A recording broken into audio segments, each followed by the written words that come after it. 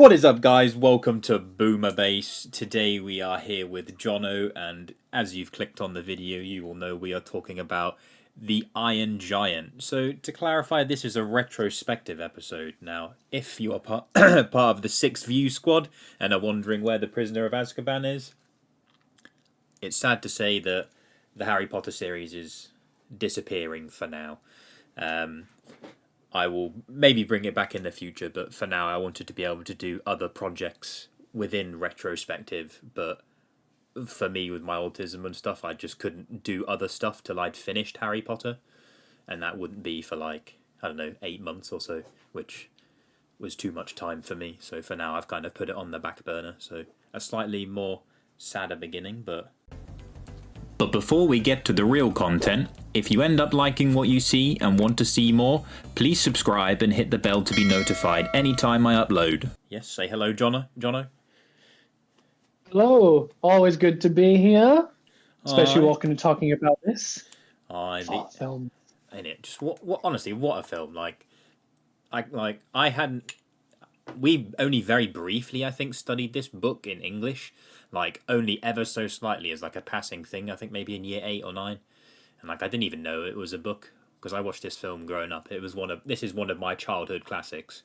Now, as you may or may not remember, Jono, looking at this film for the point of retrospective is to see if this film holds up or if nostalgia is clouding our judgment.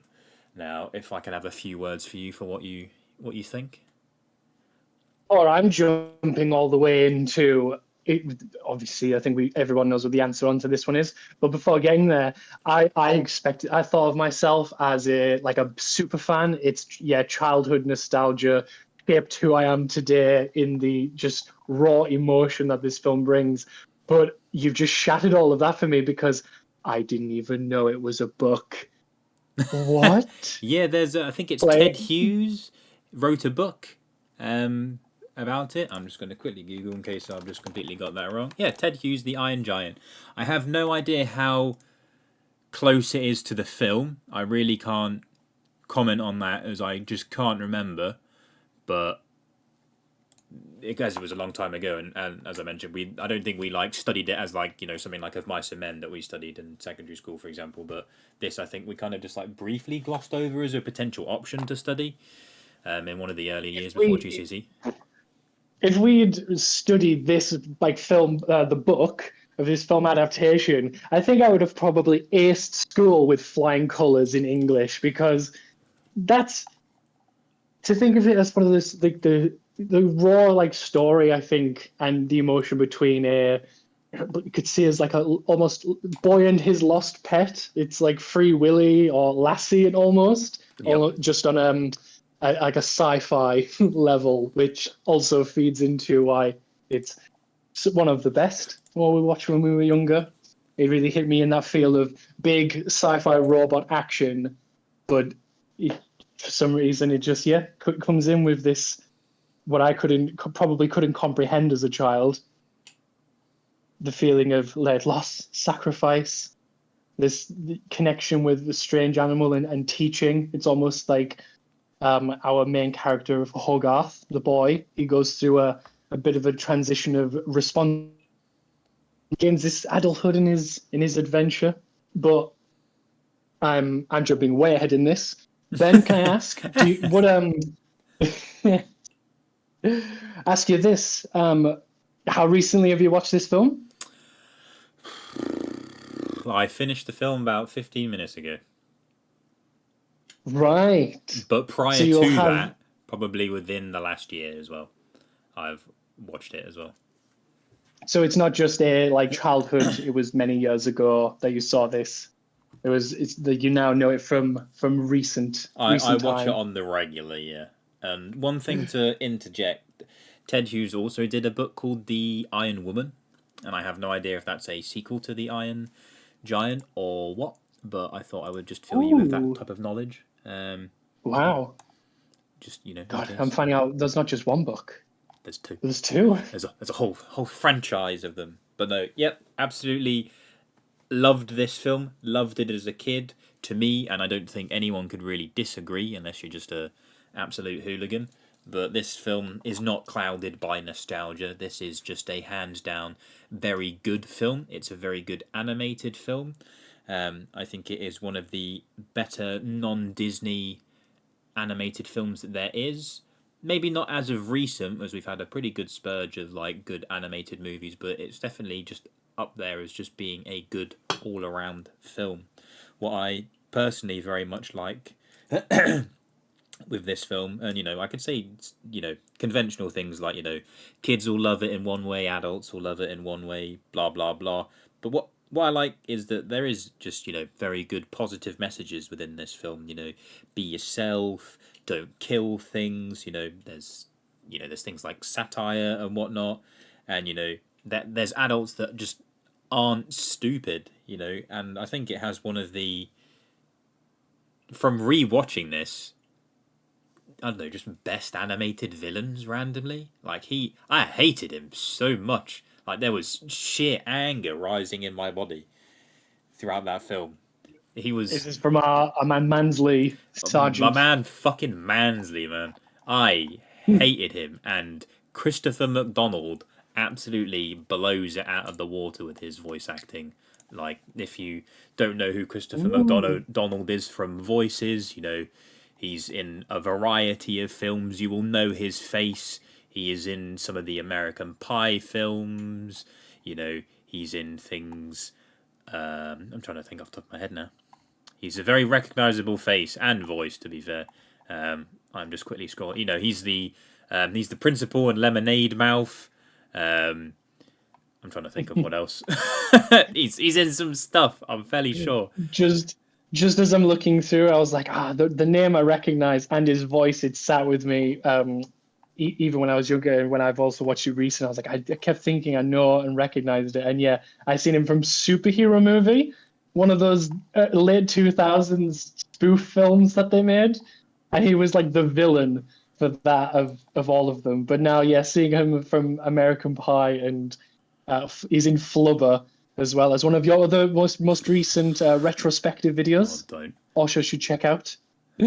Oh, yeah, check out the video, but don't check out the film. It's he's in Spy Kids 2. One day I'll continue the Spy Kids franchise, but I'll have to substitute someone else instead of Charlie. He tends to play, from what I can just have a gander at, he seems to play almost villain or characters you're not supposed to like, at least. Yeah, he has intimidating, like, authoritative voice where he's like the head teacher or the angry, stern dad that you almost like fear when you go around to your girlfriend's house. And it like he does it very well, which is nice. Like he really stole the show for me. There's plenty of other really cool voice acting. This is, I think, one of only 2 actual full movies that Jennifer Aniston did as a voice for the mum. The other one is a movie, I think, within the last 10 years. One of those shitty Alpha and Omega type of low budget animated movies. They're throwing in celebrity voices just to pad out the IMDb page. And because this came out, I think, during probably the hype of Friends and whatnot. But I'm surprised she didn't do any other voice acting things. As I know she wasn't in the film a whole heck of a lot, but I think she has a voice that could just suit animated movies. Yeah, I know, I see where you come from. And so, yeah, it's 1999, so it's 24 years old. The other side of the millennium. Oh God! Just a year younger than what I am at 25. I think it's still good, holds up, and yeah, voice acting cast great stuff. You can think of as well in this to mention is the Iron Giant himself, the big one, the big voice. Oh yes. The big man, the big voice, yeah. Vin Diesel. It's you, without looking at the IMDb page, I don't think you could have told me at any point that it was Vin Diesel, and I would have been like, you're right. It never clicked with me at all until I actually looked at it. Then I could make the connection. But I'm surprised that he because this is just a random film he did, because he wasn't in much in his early career. He was in a film called Strays, and it was Saving Private Ryan. Then it was the Iron Giant. And then he did like the Pitch Black, and then went straight on to the Fast and Furious franchise, and then the Triple X franchise, and he did some bits in Yeah. between with a great film called The Pacifier, one of my favourite childhood movies. Ooh, Love that film. the same vein as The Rock doing Tooth Fairy. That same era of doing those like Disney films. That's not the But same. yeah, I just think it's like the 90s was an odd one for like Vin Diesel. He was like finding his way. He was that guy in Saving Private Ryan that you see him like his dramatic death scene. Spoilers for Saving Private Ryan. Sorry to everyone. Wow, you just spoiled maybe. But- maybe my poor 6 view squad has just been spoiled, or maybe Saving Private Ryan. I apologize to all of you out there. But no, it's like again, it's nice that he's like reprised like voice acting, because I think voice acting is a very like not necessarily misunderstood but underappreciated. Like I think a lot of actors, even some of the like B actors and people that aren't as well known, could probably do some really nice things with it, like with voice acting. And he's reprised Groot, and he's I think probably nearing towards more money than the entire Fast and Furious franchise is made in total, with just Guardians and stuff like that, with just being a man that says Groot, unless you've watched like some bits where he doesn't speak in Groot-ish, if you can call it that. Some of them, but it's doing the first one. It was like 300 different versions of I Am Groot when he did. And maybe he did get that practice in from the Iron Giant in his few lines with varying emotion between each one, saying just simple lines as "You stay, I go." You stay, And I go. Optimus Prime sort of level. It's Peter Cullen. Yeah. Oh, don't. He actually, excluding yells and groans, the Iron Giant actually only says 53 words in the entire film. Ooh. Oh, have you got trivia? A little bit of a caveat for you. And from looking at the trivia and things, it makes total sense why Annie and Hogarth's last name is called Hughes, in homage to Ted Hughes, the author of the book. Like, why did that not connect at all? Like, well, just bonkers to me. Like, because from watching Oppenheimer recently, that's clued me in a lot more on the sort of atomic sort of bomb state of the US and the world, really, in the sort of 50s. And it's something that prior to Oppenheimer, I had very next to no knowledge of. And it was something that, like, I kind of, like, understood what an atomic bomb was, and understood that there was, like, something that happened with Hiroshima and things. I wouldn't have connected that there was a man called Oppenheimer behind the atomic bomb, but this film talks about the sort of atomic era because it's set in the 50s. I think it's 57 it was set in. And just from watching Oppenheimer, it's given this whole movie a whole new elevation for me, which has been really, really cool. And I didn't, I wouldn't have thought to myself 10 years down the line that, if I watch Oppenheimer one day, for example, that I'll be more clued into the Iron Giant. Like, it just seems like a very, like, left field wow. So was the jump. I was very confused for a moment. I know we're coming from Oppenheimer on back into the Iron Giant, but that's a really good point. It's, I guess, thinking of it from when I've seen this, it was a couple of years ago, and then I bet when I was a kid, is that the thing of the fear, seeing everyone kind of like seal their fate, seeing this bomb go up, and they knew it was going to come, and there was nothing they could do. It like instills a bit of like fear, uncertainty that I didn't expect. And yeah, Oppenheimer really does highlight and bring that forward. And I guess it more of you feel it more now, and it doesn't feel like it's just this long begone history that is like long past. It's like, no, it's still very relative to now, and we're still in that same world, not even 100 years on from that day. So, and now, and then as it feeds in that sweet, as the bomb goes up, we have the most emotional scene, I would think, to some of like animated films of that era as well, is the moment where he's sacrifices himself. Don't like it hit me up so much as a kid, like, because it was I think it was one of the first films where like a hero I'd got attached to within the film had like died, and I didn't think he was coming back at all, and it really like hit me up because I'm fairly sure I saw this in the cinema. Like I'm fairly sure, at least it might not have been on the 1999 year. I think it might have been between 2001 and 2003. I'm fairly sure it was at the cinema that I watched down in Kent in a town called Ashford at this like Cineworld. And I just remember being absolutely frazzled and like I'm fairly sure I cried. But then the spoiler warning and whatnot. He does come, or kind of half starts coming back, but there's like hope, which was just amazing for me. Really, like I had a lot of fun rewatching it. It was just like nice. There wasn't the same level of like surprise or like holy shit, he's actually dead. But even watching the film now, it's done in such a good way that it holds up. It's a film that's like Toy Story and things. Like it holds up really well. Like just watching, I was watching it on DVD, just downstairs, and it doesn't look bad at all. You could quite happily tell me that film was from like 2008, and I probably would believe you to some relative degree if I didn't already know it was a 1999 film.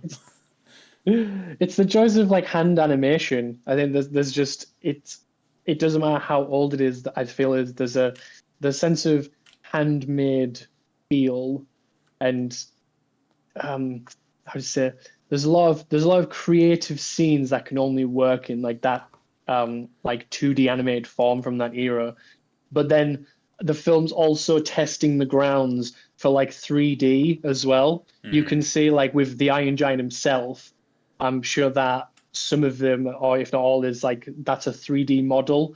And there are other films that have done that really badly that have came years after it, where they've had 2D images and then 3D. I take like, it's a favorite of mine, but Treasure Planet comes to mind, and that was 2002. You better watch what you say, pal.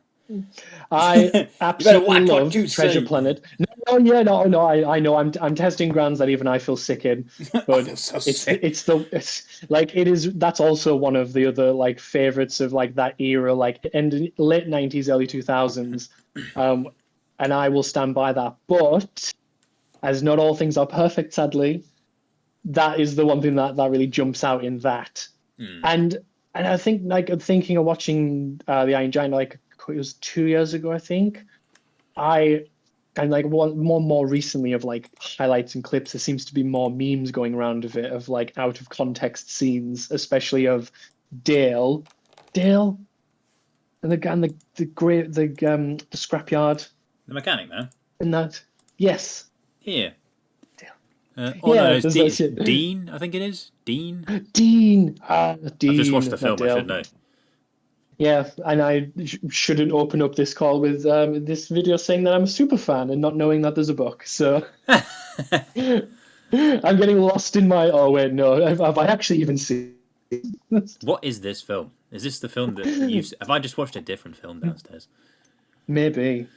But no, it's definitely a very good nostalgic film, and it's one that I feel very happy to bring to retrospective light with. A lot of people have seen this movie. There's probably a dime a dozen. Wait, is a dime a dozen like a lot or not? I feel like a dime a dozen. There's to say like you pay a dime and get a dozen of them. Yeah, there's a lot of people that have seen this film. I'd say there'd be very few people that at least like films who haven't seen this film. And if you randomly have tuned into this video and you haven't seen it, go watch it, because you're doing yourself an injustice by not watching it. Like it's 100%. It's an hour 26 movie. It's very digestible. It's very easy to watch. It's very wholesome. I had a few laughs within it. He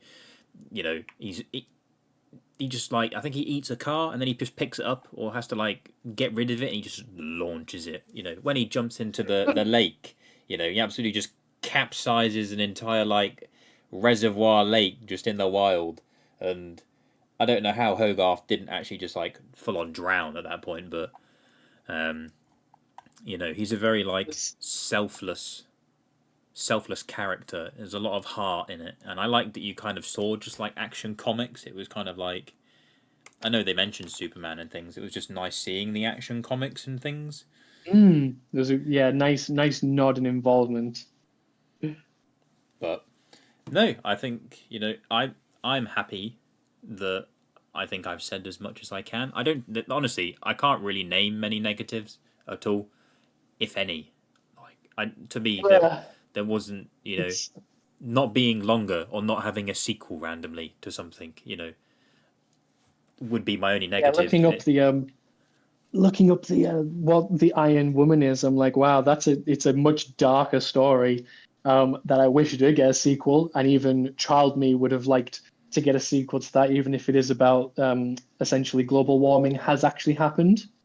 And I was just having a quick read of the description, but yeah, on to thinking my points of the Iron Giant is if you enjoy those comedies about like dogs that don't understand that they are now bigger and they're not a pup, and there's lots of humor in they're like oversized and they don't understand or they have to be gentle.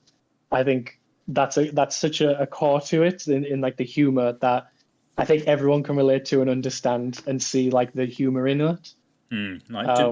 To me, I randomly started thinking whilst I was watching it. I was like, this is almost like as if like Home Alone kind of combined with like How to Train Your Dragon in a weird way. Ooh, yeah. Okay, that's just yeah, minus because the he's fact trying to that it's not hide a it. dragon and it's a giant metal robot. Mm, I would yeah. like to have seen more about where he came from and what his overall purpose was. Like that would have been something. Ah, well, to add to that, on the Oh, special features oh, DVD, that's there special is a features. deleted scene No in way. which, yeah, in which there is, he's like dreaming, and you see like visions of, um, either a previous planet, I think it is. So it's like Dean's asleep on the sofa, and when the robot's asleep outside, when he starts like tossing and turning as if like the nightmares, like he's getting to him, it starts flickering up on the TV, and that's yeah, you get to see like a bit of sight of what he was either sent or originally what his intention was, and yeah, so all those like you can find on. Check that out. It's a little clip. It's really cool. Yeah, I saw that a while back, and I was like, kind of just shattered my images of a child, like the imagination I had, and then seeing it, I was like, oh my god, no. I am currently watching it now, and Oh, I jumped am. on. I don't, I'm just trying to tell, like, just oh my fucking god! It's like the rumbling from Attack on Titan. I think that possibly is like a comment someone said. Is but yeah, I'm gonna throw my quick fire thoughts. Um, Holy fuck! his his going super and battle armor and going into kill mode scared me, and Yep, probably it still did. does now. I get shivers. Yep. Yeah, Even but hearing him looks in the beginning, incredible.